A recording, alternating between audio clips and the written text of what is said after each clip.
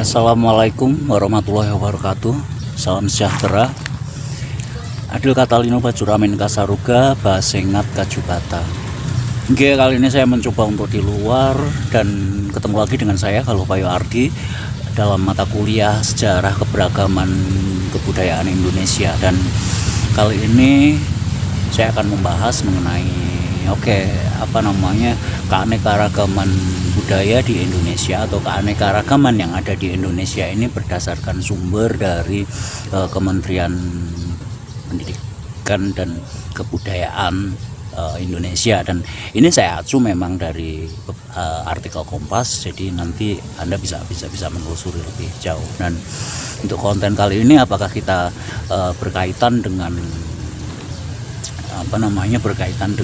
sejarah keberagamannya ataupun entah secara langsung ataupun tidak langsung, ini tetap akan saya bahas untuk sekedar ya pengetahuan kita dan juga siapa tahu ini bermanfaat bagi kita untuk berkehidupan hari ini kita di negara Republik Indonesia, negara kesatuan Republik Indonesia. Konon kabarnya seperti itu ya. Saya hanya menyampaikan ulang itu, tapi secara kritis, secara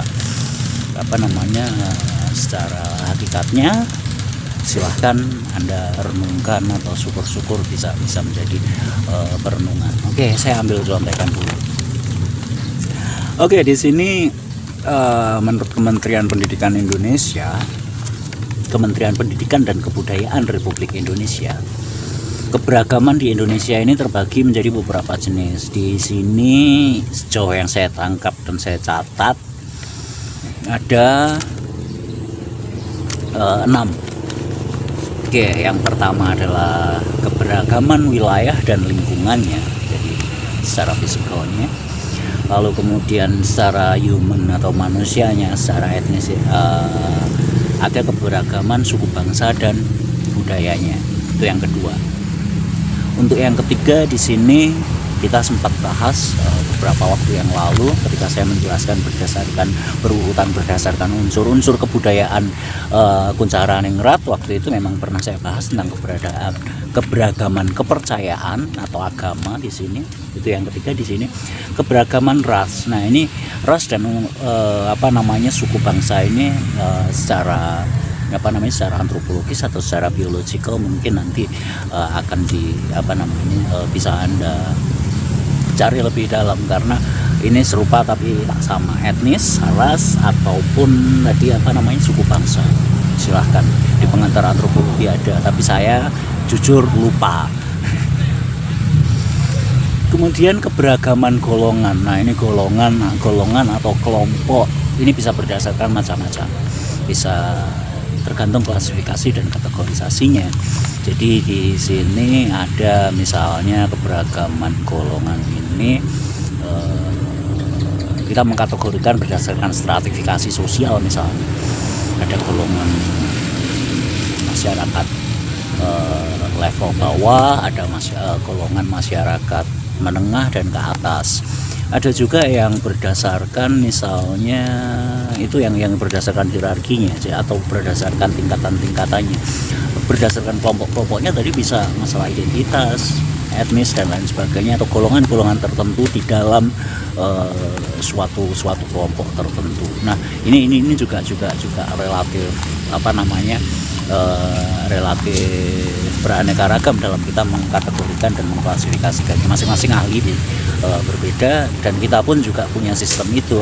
Setiap manusia juga dalam world view-nya, dalam bagaimana seseorang memandang dunia dan lingkungan sekitarnya, itu masing-masing dari kita punya konstruksi struktur tertentu yang relatif membentuk pola pikir kita atau peta kognitif kita.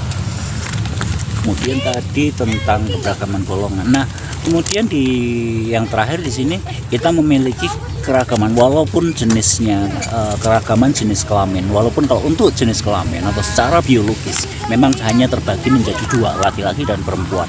Dan yang terakhir adalah keanekaragaman gender. Nah, gender ini sangat-sangat kultural. Nah, kulturnya saja sudah berbeda-beda. Tapi di sisi lain ketika kita memandang gender itu kadang-kadang tidak berbanding lurus dengan jenis kelaminnya. Gender berdasarkan secara kultural atau masing-masing worldview kita. Sementara jenis kelamin adalah jelas laki-laki dan perempuan. Makanya ada istilah ketika kita berbicara seks atau jenis kelamin dalam bahasa Inggrisnya dan gender ini memang dibedakan. Nah di sini gender di sini sangat-sangat gradasi. Jadi ada semakin ada yang ada maskulin dan ada gradasi, ada level-levelnya atau apa namanya ya, ada level-levelnya sampai menuju feminin. Nah jenis kelamin di sini tidak bermasalah. Apa maksudnya tidak dipermasalahkan? Bisa jadi jenis kelaminnya untuk secara ekstrimnya jenis kelaminnya laki-laki, tapi secara gender dia secara kultural dia atau secara konsep-konsep tertentu dia berperan feminin. Begitu pula sebaliknya. Dan hari ini di zaman-zaman walaupun memang tidak selamanya atau dalam kebudayaan kita mungkin belum terlalu apa namanya, kita belum terlalu liberal, terlalu bebas untuk apa namanya membuka banyak konsep atau menganut banyak konsep atau mempelajari banyak konsep. Kadang-kadang kita masih banyak mengalami larangan, terutama untuk kajian-kajian konstruktural, dekonstruksi, dan juga kita membuka realitas disrupsi hari ini. Oke, itu tadi ada sedikit sekali mengenai penjelasannya.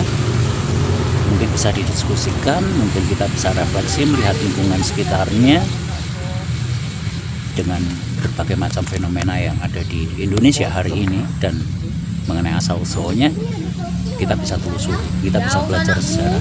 Dan saya saya sarankan untuk memahami ini sampai nanti Anda lulus antropologi, banyak-banyak baca, sehingga apapun yang Anda yakini tidak masalah memilih satu keyakinan, tapi silahkan untuk memiliki pengetahuan yang luas, sehingga kadang-kadang akan lebih mudah dalam kita berrefleksi mengenai keyakinan kita.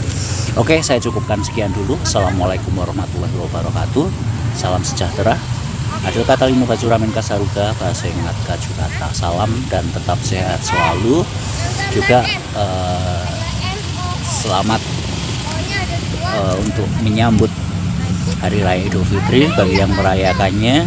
Yang tidak merayakannya mungkin selamat berlibur dan tetap jaga kesehatan, karena situasi kesehatan, situasi pandemi juga masih simpang siur dan belum jelas. Oke, terima kasih, sampai jumpa setelah liburan nanti.